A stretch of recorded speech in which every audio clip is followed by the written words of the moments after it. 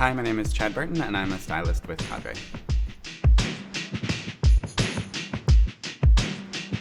So my career in fashion came kind of a twisty-turny kind of way. I studied visual communications in college, which was kind of graphic design, fine art based. I grew up in like a small village in Saskatchewan, so fashion felt very far away and didn't really seem on my radar other than retail. So I retailed like as a visual merchandiser for a while. But then I moved to Korea after school because why the fuck not? And there I got street cast for some like e-commerce and magazines. And one place in particular would hire models based on their style, and they would just bring in a rail of clothing and tell us to style ourselves. And I was like, I can do that. And so I wanted to do that. I think inspiration for me definitely comes through travel. I've done a lot of traveling within my life. I've lived in 4 different countries. I've backpacked a lot. I just love seeing colors, textures, just stuff everywhere and all that kind of stuff, even if it's architecture, if it's going to shows at museums that have nothing to do with fashion, just the way people put color combinations together or fabrics or paint or whatever just kind of like filters through my brain and just gives me a lot of inspiration. Again, back to Korea, just the street fashion there was what really inspired me to really follow and pursue it and like it. I just love the way people combine things and put outfits together, and yeah, I found it so inspirational. I would describe my work as restrained maximalism. I think bringing the most to the table to begin with, and then editing it down and taking one thing away and pulling it back until you have the right balance of color, shape, silhouette. I think that's kind of the way that I work. I think being an artist to me is a little bit of delusion, and it's an allergy to the corporate world or a hatred of the suburbs kind of vibe.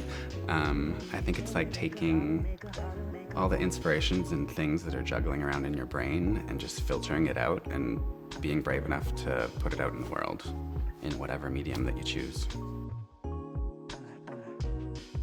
Yeah, the off-figure world I don't think is anything that I was pursuing directly. It just sort of kind of happened naturally. There was a magazine that I was working with in London, and we just were coming up with concepts for shoots to be a little bit cheaper, and it's cheaper to have less people on set. And so with products, we just kind of would come up with still life shoots. And then also I was part of the team that helped set up the e-commerce for Holt Renfrew.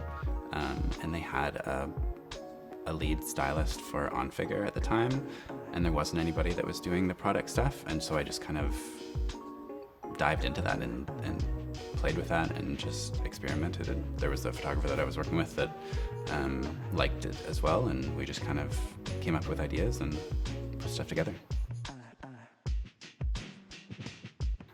I feel pretty lucky that I can balance between both worlds of like on-figure wardrobe and off-figure still life. It kind of works different parts of my brain. I can be extroverted and that works well in the on-figure world. And things are moving, things are fast-paced. You don't have as much control over everything. You kind of like put an outfit together and send it off into the world and see what the model and the photographer and everyone else kind of brings to the table. My introverted side kind of like feels more at home on the still life work. Everything is a lot slower paced. Everything is really precise, small movements, like a quarter turn to the left, a millimeter to the right kind of vibes. Yeah.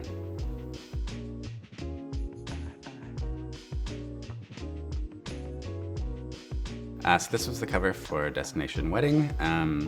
We shot in Aruba, and I knew I wanted to do something that wasn't super traditional bridal, and I wanted a very like big wow fashion moment.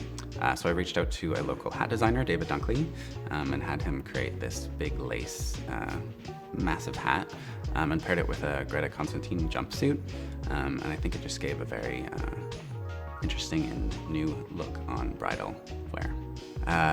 Yeah, we kind of thought that hat wasn't going to make it just due to customs and all of the things. It had its own box, it was massive. But in the end, we kind of ended up sneaking it out of customs, which I probably don't recommend everyone doing in every country, but in Aruba, it seemed like it was a little bit lackadaisical in terms of how they were controlling everything. So just kind of go with your gut and make something happen.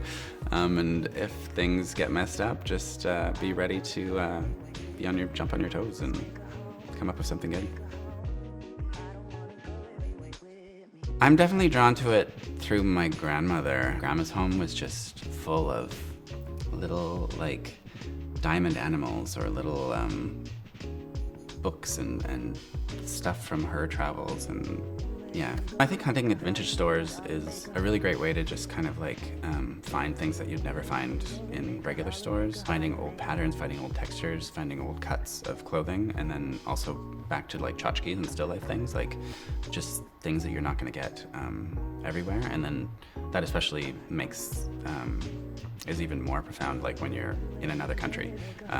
Like if you go to a vintage shop and you find a really old piece, like you're guaranteed that you're never gonna find that back home. It's a great way to just kind of like see what's out there that isn't like maybe mainstream.